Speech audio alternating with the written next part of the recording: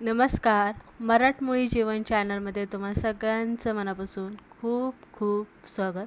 50 वर्षे जुनी रेसिपी आज आपण इथे कुरड्यांची बघणार आहे. अगदी पूर्वी जसे कुरडया बनवण्यासाठी गहू किती दिवस भिजत ठेवायचे, त्यानंतर चीक काढल्याच्या नंतर चीक किती दिवस आपल्याला तो निवळायला ठेवायचा. अगदी छोट्या छोट्या गोष्टींसह आपण इथे पांढरशुभ्र अशी कुरडईची रेसिपी बघणार आहे. कधी कधी काय होतं, गव्हाची कुरडई जेव्हा आपण बनवतो तेव्हा ती लालसर होते, व्यवस्थित तिच्या साकळ्या पडत नाही किंवा तेलामध्ये ती व्यवस्थित फुलत नाही किंवा तळल्याच्या नंतर ती लाल पडते. तर ह्या सगळ्या गोष्टी आपल्या इथे ही आपण रेसिपी बनवता बनवता बघणार आहे. तर चला कोणताही वेळ न घेता रेसिपीकडे वळूया.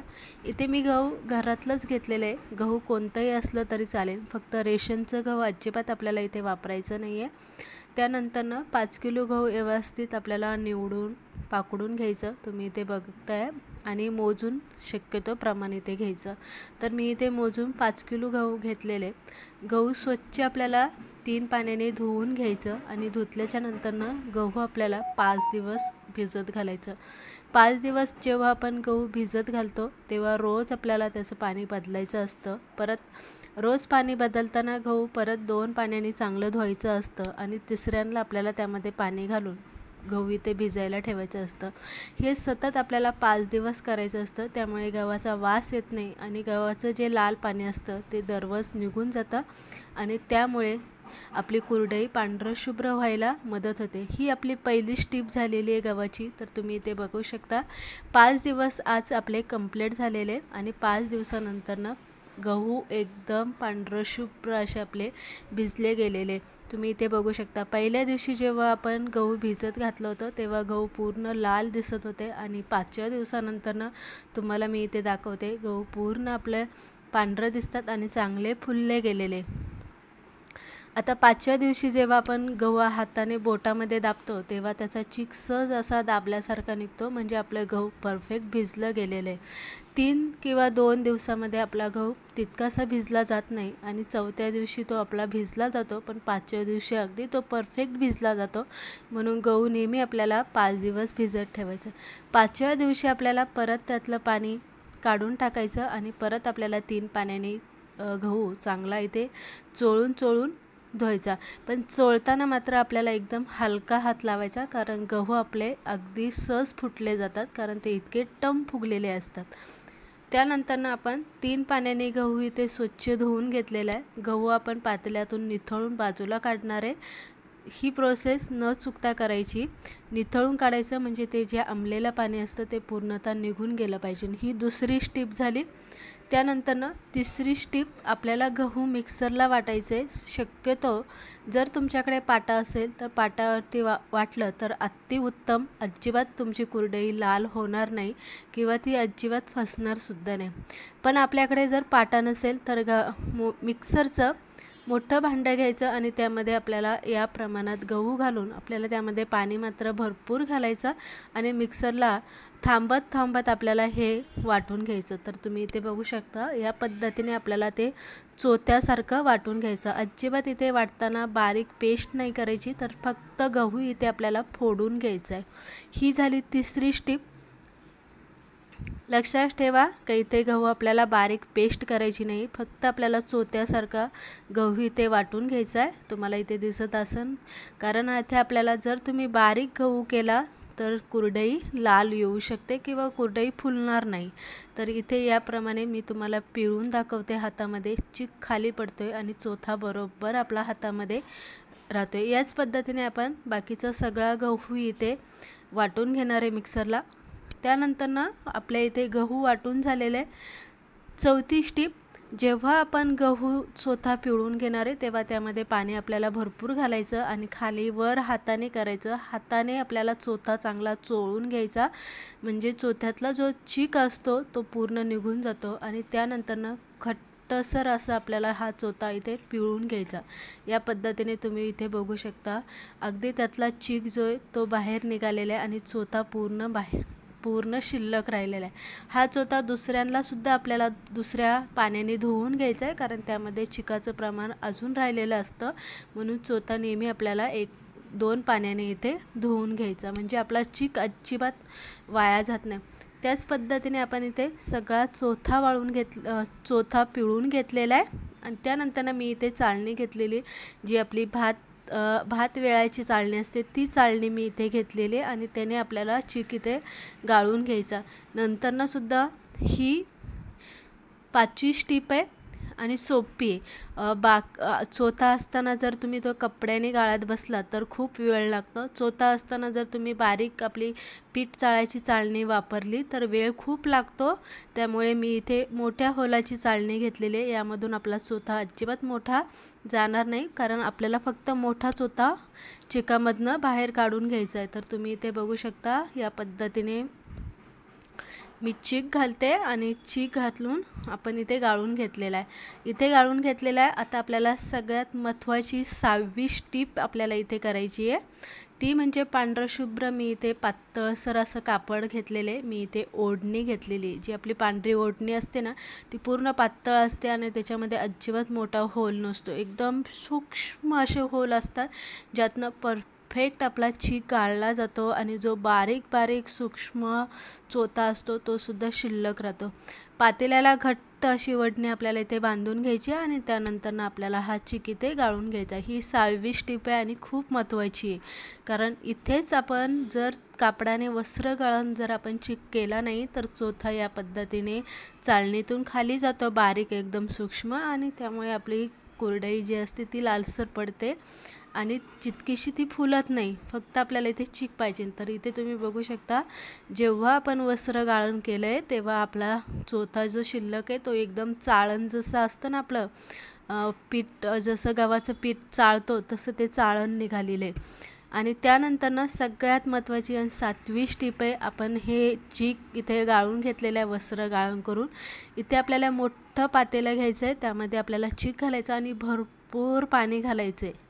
तुम्ही इथे बघू शकता मी एक्स्ट्राचं पाणी किती सारं ओतलेलं आहे. इथे खूप सारं पाणी घालायचं आहे आणि आपल्याला हा चीक निवळायला झाकून ठेवायचा आहे. चीक आपल्याला 2 दिवस हा निवळायला ठेवायचा आहे, जेणेकरून लालसर पाणी सगळं निघून जाईल. तुम्ही इथे बघू शकता रात्रभर आपण चीक निवळायला ठेवला होता आणि रात्रभर निवळल्याच्या नंतर लालसर पाणी निघालेले ते मी ओतून दिलेले. तर एवढा चीक आपला खाली राहिलेला आहे, एकदम पांढरं शुभ्र आहे. तरी पण आपण यामध्ये पाणी घालून आणखी 1 दिवस आपण हा चीक निवळायला ठेवणार आहे. एकंदरीत मी हा 2 दिवस चीक इथे निवळायला ठेवलेला आहे. पहिल्या दिवशी जेव्हा आपण चीक बनवून घेतला तेव्हा, दुसऱ्या दिवशी चिकावरचं पाणी ओतून दिलं, परत त्यामध्ये आपण पाणी घालून निवळायला इथे ठेवलेलं आहे. तुम्ही इथे बघू शकता भरपूर पाणी मी परत एकदा घातलेलं आहे आणि परत आपण हा 1 दिवस एक्स्ट्राचा निवळायला ठेवणार आहे. तर इथे तुम्ही बघू शकता आज सकाळी घातलेलं आहे, उद्या सकाळी आपण याच्या कुरडया बनवू. आणि तुम्ही इथे बघू शकता दुसऱ्यांदा जेव्हा आपण चीक निवळायला ठेवला होता तेव्हा पाणी पूर्ण आपलं निव्वळ आलेलं आहे, कुठेही लाल पाणी दिसत नाही.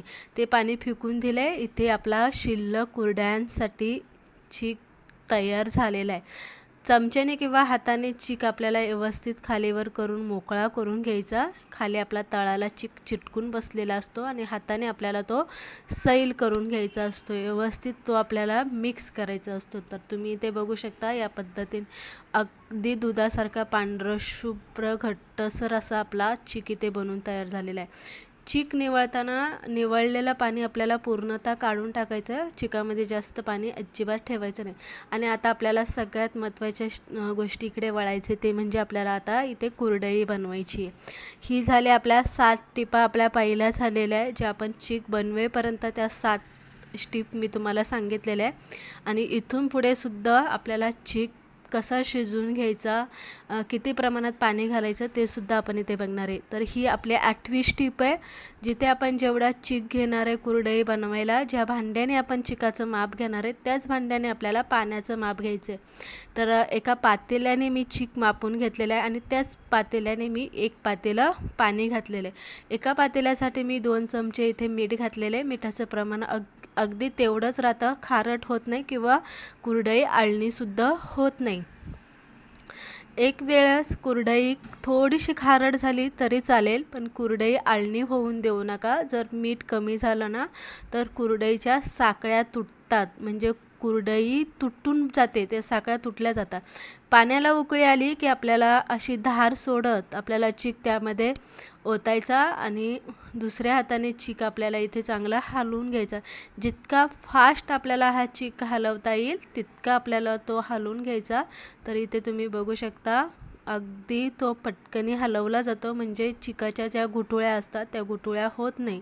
जर समजा चिकाच्या गुठळ्या झाल्या तर त्या मोडायला खूप त्रास होतो आणि वेळसुद्धा आपला त्यामध्ये खूप जातो. तर इथे आपण चीक चांगला हटून घेतलेला आहे. चीक हटून घेतला की आपल्याला त्याला झाकण ठेवायचं आणि साधारणतः 7 ते 8 मिनिटं आपल्याला चीक बारीक गॅसवरती वाफेवरती चांगला शिजून घ्यायचा. 9वी टिप तुम्हाला सांगायची आहे, जर चीक तुमचा व्यवस्थित शिजला नाही तर कुरडई पाहिजे तितकी व्यवस्थित बनत नाही, कुरडई व्यवस्थित पडत नाही किंवा वाळल्याच्या नंतरनं कुरडई अशी वेगळी दिसते, म्हणजे ती कचवट दिसते. तर इथे तुम्ही बघू शकता 5 ते 7 मिनिटं झालेले आणि आपण चेक करूया. आपला इथे चिकाचा जो कलर आहे तो अगदी बदलल्यासारखा वाटतोय. तरी पण आपल्याला तो हाताने इथे चेक करायचा आहे. त्या अगोदर आपल्याला तो व्यवस्थित खालीवर मिक्स करायचा. जर तुमच्याकडे पळीने तुम्हाला जमत नसेल तर उलटण्याने खालीवर करा, नाहीतर सरळ आपलं लाटण्याने खालीवर करा. पाण्याचा हात ओलसर करायचा आणि हातावरती चीक या पद्धतीने दाबून बघायचा. जर चीक हाताला चिटकून राहिला तर समजायचं की आपला चीक अजून शिजलेला नाही आहे आणि अजून थोडा वेळ आपल्याला तो शिजून घ्यायचा आहे. तर थोडासा चिकट वाटत होता म्हणून मी झाकण ठेवला आणि अजून 5 मिनिटंभर मी चीक हा इथे शिजून घेतलेला आहे. तुम्हाला सगळ्यात महत्त्वाची 10वी टिप म्हणजे जर चीक पातळ झाला तर कुरडई व्यवस्थित फुलत नाही, कुरडई पांढरशुभ्र सुद्धा होत नाही, ती थोडीशी लालसर पडते आणि साकळ्या सुद्धा तिच्या एकदम मोकळ्या सुटसुटीत अशा दिसत नाही. तर चीक जितका तुमचा घट्ट तितकी कुरडई चांगली पडते, तितकी ती चांगली फुलते आणि तितकीच ती पांढरशुभ्र सुद्धा होते. तर इथे आपला चीक चेक केलेला आहे आणि परफेक्ट शिजला गेलेला आहे. आता आपल्याला कुरडई बनवताना सोऱ्या पाण्याने वल्ला करायचा आहे आणि मग आपल्याला त्यामध्ये चीक इथे भरून घ्यायचा. तर चीक सोऱ्यामध्ये भरताना सुद्धा आपल्याला तो दाबून दाबून भरायचा. जर पोकळसर असा भरला किंवा मध्ये हवा राहिली तर मध्येच करताना आपली कुरडईच्या साकळ्या मध्येच तुटल्या जातात, म्हणून तो चीक आपल्याला इथे दाबून दाबून इथे भरून घ्यायचा. आणि दुसरी गोष्ट म्हणजे सोऱ्या वलसर करून घ्यायचा, म्हणजे कुरडई पाडताना आपल्याला जड जात नाही. इथे मी प्लास्टिकचा कागद हातरलेला व्यवस्थित वल्ल्या कापडाने तो आपल्याला पुसून घ्यायचा आहे आणि त्यानंतरनं ही कुरडई आपल्याला इथे घालून घ्यायची. तर तुम्ही इथे बघू शकता अगदी सहज ती पडली जाते, एकदम पांढरशुभ्र पडली जाते. तिच्या साकळ्या सुद्धा तुम्ही इथे बघू शकता किती मस्त अशा पडल्या गेलेल्या आहे. याच पद्धतीने आपल्याला बाकीच्या सगळ्या 5 किलो गव्हाच्या चिकाच्या कुरडया इथे बनवून घेणार आहे. अशीच पद्धत वापरणार आहे सगळ्या राहिलेल्या चिकासाठी सुद्धा.